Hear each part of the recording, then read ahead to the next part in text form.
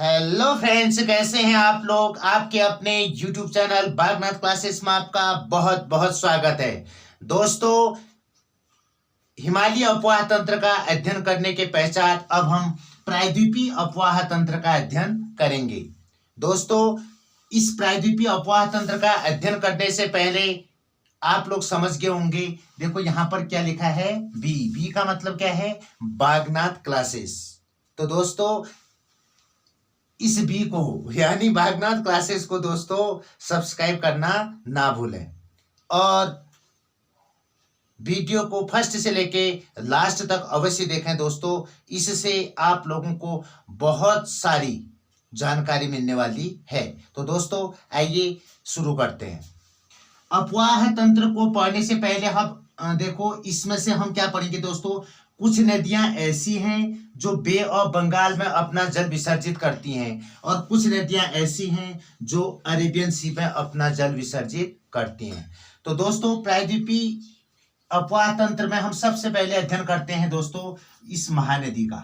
यहां से जो महानदी निकल रही है, ठीक है दोस्तों। छत्तीसगढ़ के सिहावा के पठार से यह नदी निकलती है, ठीक है। छत्तीसगढ़ के सिहावा के पठार से यह नदी निकलती है और यहाँ पर जो है दोस्तों कटक उड़ीसा में है, ठीक है। कटक के पास जो है दोस्तों यह नदी बहुत सारी जलधाराओं में पड़ जाती है, यानी डेल्टा का निर्माण करती है, ठीक है। इसका ये क्या है, मुहाना हो गया, ठीक है दोस्तों। उद्गम स्थल क्या है, छत्तीसगढ़ के सिहावा का पठार। दोस्तों, ये शिवनाथ उत्तर की ओर से, बात समझ रहे हैं, और हंसदो, ठीक है। इसके अलावा दोस्तों यहाँ पर जो ये मंड नदी है, मंड, यह इसकी प्रमुख सहायक नदियां हैं, ठीक है। उत्तर की ओर से महानदी पर मिलने वाली जो प्रमुख सहायक नदियां हैं दोस्तों, कौन कौन सी हैं, शिवनाथ बहुत फेमस नदी है, हंसदो और मंड, ठीक है। ये इसकी प्रमुख सहायक नदियां हैं। इसके अलावा दोस्तों यहाँ जो है ब्राह्मी और वैतरणी नदी ऐसी है दोस्तों जो बंगाल के खाड़ी में अपना जल विसर्जित करती है। इस क्षेत्र की बहुत महत्वपूर्ण नदियां हैं, ठीक है। अब हम बात करते हैं इस महानदी पर दक्षिण की ओर से कौन कौन से नदियां मिलती हैं। तो दक्षिण की ओर से मिलने वाली जो मुख्य नदियां हैं दोस्तों, जोंक और तेल जो है बहुत ही महत्वपूर्ण नदियां हैं। कौन सी, जोंक और तेल। तो महानदी की जो टोटल लेंथ है दोस्तों 851 किलोमीटर है। कितनी लंबी है यह नदी, 851 किलोमीटर, 851 किलोमीटर इसकी टोटल लेंथ है, ठीक है। और अपना जल जो है दोस्तों कहाँ विसर्जित करती है, बे ऑफ बंगाल में विसर्जित करती है, ठीक है। इसके बाद अब हम बात करते हैं दोस्तों, महानदी के बाद अब हम बात करते हैं, सबसे पहले हम उन नदियों के बारे में अध्ययन करेंगे जो बे ऑफ बंगाल में अपना जल विसर्जित करते हैं। तो प्रायद्वीपीय पठार की अगर दूसरी अपवाह तंत्र की अगर हम दूसरी नदी की, सबसे महत्वपूर्ण नदी की अगर बात करते हैं दोस्तों, तो वह नदी है गोदावरी। कौन सी नदी है दोस्तों, गोदावरी। गोदावरी प्रायद्वीपीय भारत की सबसे लंबी नदी है, ठीक है। गोदावरी नदी प्रायद्वीपीय भारत की सबसे लंबी नदी है। इसकी जो टोटल लेंथ है दोस्तों गोदावरी नदी की, वह है 1465 किलोमीटर। कितना है, 1400 यानी 1465 किलोमीटर इसकी टोटल क्या है, लेंथ है, ठीक है। और जो गोदावरी नदी है दोस्तों कहां से निकलती है, ये गोदावरी नदी पश्चिमी घाट, बात समझ रहे, मैंने आप लोगों को बता रखा है। देखो यहाँ ये क्या है, पश्चिमी घाट है, ठीक है। तो यहाँ जो है महाराष्ट्र में एक नासिक जिला है दोस्तों, नासिक जिले के त्रंबक से, ठीक है, नासिक जिले के त्रंबक से जो है गोदावरी नदी निकलती है और 1465 किलोमीटर की दूरी तय करती है। इस गोदावरी नदी की अगर हम सहायक नदी की बात करते हैं दोस्तों, तो पेन गंगा, वेन गंगा, प्राणहिता, बात समझ रहे हैं, इंद्रावती, ये जो है उत्तर की ओर से आती है, उत्तर की ओर से इस गोदावरी नदी में मिलती है। अगर हम दक्षिण की ओर से बात करते हैं दोस्तों, तो मंजीरा नदी है। कौन सी नदी है? मंजीरा नदी जो है दक्षिण की ओर से इसमें मिलती है, गोदावरी नदी पर। प्रायद्वीपीय भारत की सबसे बड़ी नदी है, 1465 किलोमीटर लंबी है। इसी वजह से, बात समझ रहे हैं, इस नदी को दक्षिण गंगा के नाम से भी जाना जाता है। प्रायद्वीपीय भारत की जो गोदावरी नदी है दोस्तों, इसको दक्षिण गंगा के नाम से भी जाना जाता है, ठीक है। और 1465 किलोमीटर की दूरी तय करते हुए यह नदी बंगाल की खाड़ी में अपना जल विसर्जित करती है। इसके बाद अब हम बात करेंगे दोस्तों कृष्णा नदी की। किसकी बात करेंगे? कृष्णा नदी की, ठीक है। जो ये कृष्णा नदी है दोस्तों, याद रखना, ये जो है सह्याद्री के निकट महाबलेश्वर से, ठीक है, बात समझ रहे हैं, सह्याद्री में महाबलेश्वर के निकट से जो है दोस्तों यह नदी निकलती है। बात समझ रहे हैं, कौन? कृष्णा नदी, और बंगाल की खाड़ी में अपना जल विसर्जित करती है।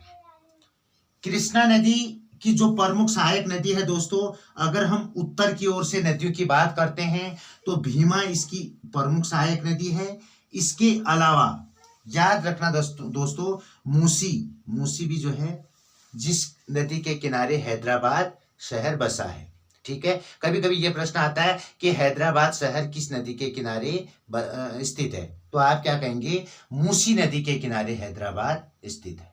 बात समझ रहे हैं। और दोस्तों अगर हम दक्षिण की ओर से बात करते हैं तो तुंगभद्रा नदी जो है इस नदी की प्रमुख सहायक नदी है। किस नदी की? कृष्णा नदी की, ठीक है। इसी कृष्णा नदी पर जो है नागार्जुन सागर बांध भी बनाया गया है, ठीक है। उसके बाद अब हम बात करते हैं दोस्तों कावेरी की। किसकी बात करते हैं? कावेरी की। देखो कावेरी जो है वृद्ध गंगा के नाम से भी इसको जाना जाता है। कर्नाटक के कोगाडू जिले से ब्रह्मगिरी की पहाड़ी से निकलती है, ठीक है। क्या कहा मैंने? कर्नाटक में कोगाडू जिले के ब्रह्मगिरी की पहाड़ियों से निकलती है, ब्रह्मगिरी पहाड़ियों से निकलती है। कौन? कावेरी नदी, ठीक है दोस्तों। और भवानी होगी, अमरावती होगी, बात समझ रहे हैं, ये इसकी प्रमुख क्या है? काबिनी, एक काबिनी भी है, ठीक है। काबिनी, भवानी और अमरावती इसकी प्रमुख सहायक नदियां हैं। किस नदी की दोस्तों? कावेरी नदी की। कावेरी नदी की प्रमुख सहायक नदियां हैं कौन कौन? काबिनी, भवानी और अमरावती। दोस्तों जो कावेरी नदी है, बात समझ रहे हैं, इस नदी के प्रवाह क्षेत्र को, बहुत ही इंपॉर्टेंट फैक्ट है, बात समझ रहे हैं, इस कावेरी नदी के प्रवाह क्षेत्र को, ठीक है, इस कावेरी नदी के प्रवाह क्षेत्र को rice bowl of South India के नाम से भी जाना जाता है। बात समझ रहे हैं? क्या कहा मैंने? Rice bowl of South India के नाम से भी जाना जाता है। कर्नाटक में के जो ब्रह्मगिरी पहाड़ियों से निकलती है दोस्तों कावेरी नदी के प्रवाह क्षेत्र को, ठीक है। काबिनी, भवानी और अमरावती इसकी प्रमुख सहायक नदियां हैं। तो कावेरी नदी की जो लंबाई है लगभग 800 किलोमीटर है। कितनी है? 800 किलोमीटर है। और जो कृष्णा नदी है दोस्तों वो लगभग 1401 किलोमीटर लंबी है। कितनी है? 1401 किलोमीटर लंबी है। देखिए दोस्तों सबसे पहले देखो हमने महानदी के बारे में पढ़ा, 851 किलोमीटर लंबी थी। बात समझ रहे हैं? बंगाल की खाड़ी में अपना जल विसर्जित करने वाली नदियों में हमने सबसे पहले महानदी को पढ़ा, उसके बाद हमने गोदावरी को पढ़ा, गोदावरी के बाद हमने कृष्णा को पढ़ा और कृष्णा के बाद हमने कावेरी को पढ़ा। यहाँ से बहुत सारे प्रश्न आते हैं दोस्तों, ठीक है। कभी कभी ये प्रश्न आ जाता है कि हैदराबाद किस नदी के किनारे स्थित है, तो मूसी नदी आप आराम से बता सकते हैं। बात समझ रहे हैं? दक्षिण गंगा किस नदी को कहा जाता है? दक्षिण गंगा के नाम से प्रायद्वीपीय भारत की जो एक महत्वपूर्ण नदी है दोस्तों गोदावरी, उसे कहा जाता है। किसे कहा जाता है? गोदावरी को कहा जाता है। इसके अलावा ये प्रश्न भी बनते हैं, पेन गंगा, वेन गंगा, इंद्रावती, प्राणहिता, ये नदियां जो हैं किस मुख्य नदी की सहायक नदियां हैं? तो किसकी हैं? गोदावरी की सहायक नदियां। मंजीरा किस नदी की सहायक नदी है? तो ये भी हम क्या कहेंगे? गोदावरी की है। फिर हम कृष्णा की अगर हम बात करते हैं दोस्तों, महाबलेश्वर के निकट से निकलती है सह्याद्री के। इसकी जो लंबाई है 1401 किलोमीटर है। कितनी है? 1401 किलोमीटर लंबी नदी है। बात समझ रहे हैं। और दोस्तों ये मैं लंबाई आपको क्यों बता रहा हूं, देखो कभी कभी प्रश्न आ जाते हैं, दक्षिण भारत की लंबी नदियों का क्रम बनाई, सबसे लंबी नदी, उसके बाद उसके बाद उसके बाद उसके बाद। बात समझ रहे हैं। तो सबसे लंबी नदी की अगर हम बात करते हैं गोदावरी है, और गोदावरी के बाद जो है आपका कौन सा है? कृष्णा नदी है। बात समझ रहे हैं। और महानदी 851 है, जबकि जो कावेरी है दोस्तों वो 800 किलोमीटर है। तो कावेरी सबसे छोटी है फिलहाल, 7 नदियों में से सबसे छोटी क्या है? कावेरी है। ठीक है दोस्तों। अब हम बात करते हैं दोस्तों, तो इतने सारे प्रश्न बनते हैं, ये प्रश्नों का आपको ध्यान रखना पड़ेगा दोस्तों। ठीक है, मैप बनाने की कोशिश करो। मैप विथ मैप अगर आप स्टडी करेंगे तो आपको बहुत अच्छी तरह से याद हो जाएंगे। अब हम बात करते हैं दोस्तों ऐसी नदियां जो पश्चिम की ओर प्रवाहित होती हैं। ठीक है, ये नदियां तो पश्चिम से पूरब की ओर प्रवाहित हो रही थी ना। देखो अगर हम बात करते हैं गोदावरी, कृष्णा और कावेरी की, तो ये जो है दोस्तों देखो पश्चिम से पूरब की ओर प्रवाहित हो रही थी। महानदी का भी वही था किस्सा। बात समझ रहे हैं। अब हम बात करते हैं दोस्तों जो पूरब से पश्चिम की ओर प्रवाहित हो रहे हैं। तो इसमें सबसे पहले अगर हम बात करते हैं दोस्तों तो नर्मदा नदी की बात करते हैं। किसकी बात करेंगे? नर्मदा नदी की। प्रायद्वीपीय भारत में पश्चिम की ओर प्रवाहित होने वाली सबसे लंबी नदी यही है। बात समझ रहे हैं। प्रायद्वीपीय भारत की पश्चिम की ओर प्रवाहित होने वाली, देखो पूरब से पश्चिम की ओर प्रवाहित होने वाली सबसे लंबी नदियों में जो है नर्मदा नदी आती है। ठीक है, नर्मदा नदी कहां से निकलती है दोस्तों? ये जो है अमरकंटक पहाड़ियों के आसपास से निकलती है। ठीक है, अमरकंटक के पश्चिमी सिरे से निकलती है दोस्तों। और कहाँ गिरती है? देखो यहाँ जो है खंबात की खाड़ी में। बात समझ लो, खंबात की खाड़ी में यहाँ पर जो है दोस्तों भरौंज के निकट जो है ये अरब सागर में गिर जाती है। बात समझ रहे हैं। खंबात की खाड़ी के निकट जो भरौंज है, भरौंज जगह, वहां से ये जो है अरब सागर में जल विसर्जित कर देती है। दोस्तों 27 किलोमीटर लंबा ज्वार नद मुख बनाता है। ज्वार नद मुख मीन से क्या होता है? देखो बहुत इंपॉर्टेंट प्रश्न आ गया। जो ये नदियां थी दोस्तों, ये तो बना रहे थे आपके डेल्टा। क्या बना रहे थे? डेल्टा। लेकिन नर्मदा और ताप्ती ये दो ऐसी महत्वपूर्ण नदी है दोस्तों जो डेल्टा न बनाकर एस्चुरी का निर्माण करते हैं।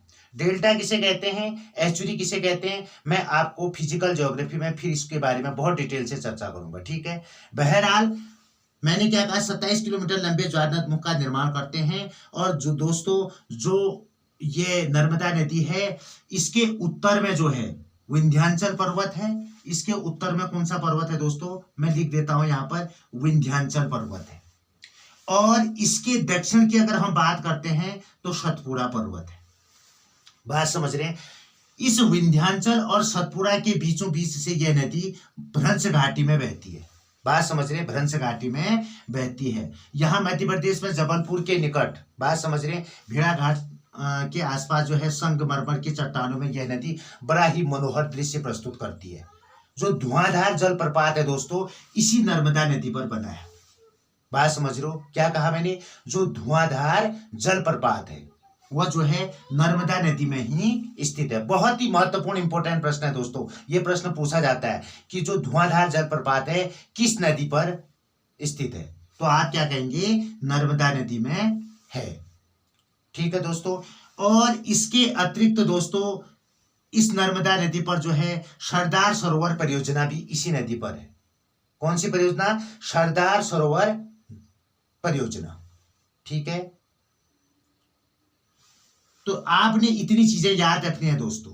ठीक है, और प्रायद्वीपीय भारत की पश्चिम की ओर बहने वाली नदियों में सबसे लंबी नदी कौन सी है? नर्मदा नदी है। अगर हम नर्मदा नदी की सबसे महत्वपूर्ण अगर सहायक नदी की बात करते हैं दोस्तों, तो एक नदी है तवा नदी। तो कभी कभी 1 नंबर के प्रश्न में पूछा जाता है दोस्तों कि तवा किस नदी की मुख्य सहायक नदी है, तो आप क्या कहेंगे? तवा जो है दोस्तों वह नर्मदा नदी की सहायक नदी है। अब हम बात करते हैं दोस्तों ताप्ती नदी की। ठीक है, नर्मदा के बाद कौन सी आती है? ताप्ती नदी। बात समझ लो। ये ताप्ती नदी जो है दोस्तों, याद रखना, सतपुड़ा पर्वत और अजंता पर्वत के बीच से बहती है। बात समझ लो, मध्य प्रदेश में जो है सतपुड़ा श्रेणी के आसपास से यह नदी निकलती है दोस्तों। कौन सी? तापी नदी। बात समझ रहे हैं। और सतपुड़ा तथा अजंता पर्वत के बीचों से भ्रंश घाटी में बहती हुई यह नदी जो है, यहाँ कहाँ? सूरत शहर जो है दोस्तों, इस नदी के मुहाने पर ही स्थित है। बहुत ही इंपॉर्टेंट प्रश्न है, ये पूछा जाता है। सूरत शहर किस नदी के मुहाने पर स्थित है? बात समझ रहे हैं। तो किस नदी के मुहाने पर स्थित है दोस्तों? ताप्ती नदी के मुहाने पर स्थित है। उसके बाद जो है खंबात की खाड़ी से होती है नदी जो है अरब सागर में अपना जल विसर्जित कर देती है। बात समझ रहे हैं। खंबात की खाड़ी के निकट अरब सागर में यह नदी जो है अपना जल क्या कर देती है? विसर्जित कर देती है। कौन? ताप्ती नदी। ठीक है दोस्तों। इस ताप्ती नदी की एक महत्वपूर्ण जो वो क्या कहते हैं वो है दोस्तों विशेषता है, मैंने आपको बता दिया। नर्मदा और ताप्ती दो ऐसी नदियां हैं दोस्तों जो ज्वार नद मुख का निर्माण करती हैं। ज्वार नद मुख में से क्या होता है? एस्चुरी का निर्माण करते हैं। ठीक है, इसके बारे में हम बाद में बहुत डिटेल से चर्चा करेंगे। अब हम बात करते हैं दोस्तों जो काकरापारा और उकाई परियोजना है। काकरापारा और उकाई परियोजना है दोस्तों, वह इसी ताप्ती नदी पर है। ठीक है, ताप्ती नदी में ही जो है उकाई परियोजना और काकरापारा परियोजना सम्मिलित है। ठीक है, आप लोगों ने इसको याद रखना है। देखो मैंने क्या कहा था, नर्मदा में जो है सरदार सरोवर परियोजना है नर्मदा में, और यहाँ पर जो है काकरापारा और उकाई परियोजना जो है ताप्ती नदी में है। ठीक है, इसके अतिरिक्त दोस्तों कुछ ऐसी नदियां हैं जो थोड़ी दूरी तय करने के बाद फिर वह लुप्त होगी। ठीक है, जैसे अगर हम बात करते हैं दोस्तों लूनी नदी की बात करते हैं। देखो यह लूनी नदी जो है अरावली श्रेणी में नाग पर्वत के निकट से निकलती है दोस्तों, राजस्थान में। बात समझ लो, पश्चिमी राजस्थान की एक महत्वपूर्ण नदी है दोस्तों।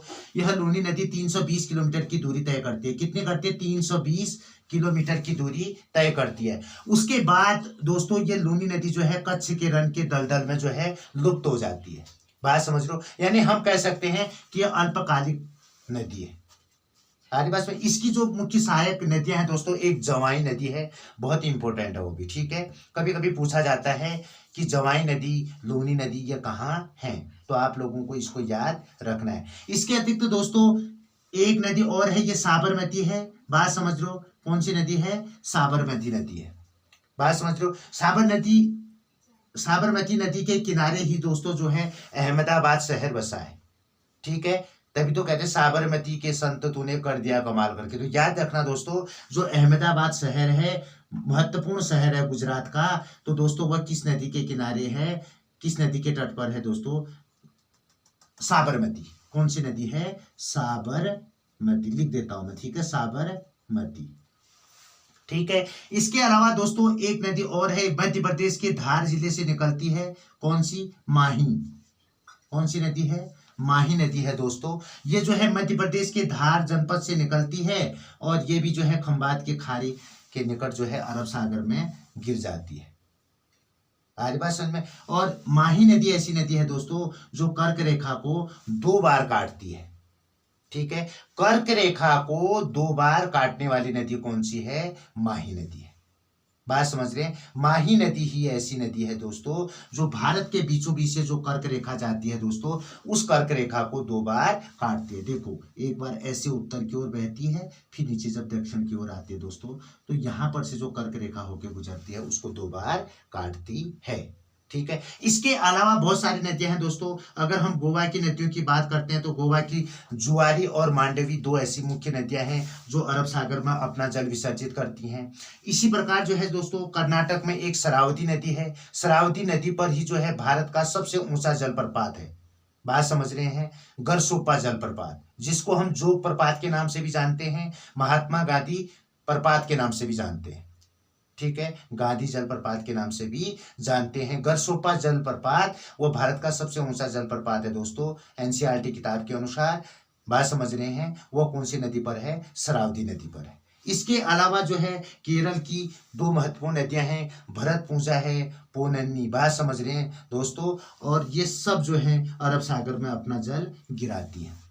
तो दोस्तों आज की इस वीडियो में बस इतना ही, क्योंकि आपको प्रायद्वीपीय भारत की लगभग मैं ऐसा तो नहीं कह सकता हूं कि पूरे नदियां मैंने आपको पढ़ा दी, लेकिन जो महत्वपूर्ण नदियां हैं दोस्तों उन सब के बारे में आप लोगों को बता दिया गया है। आप लोग इनको नोट डाउन कर लें और बहुत ही महत्वपूर्ण प्रश्न बनते हैं दोस्तों। इसमें से पूछा जाएगा आपसे कि गोवा में जो जुआरी और मांडवी नदी कहाँ है, ठीक है, किस राज्य की महत्वपूर्ण नदियां हैं, तो किसकी हैं, गोवा की है, जुआरी और मांडवी।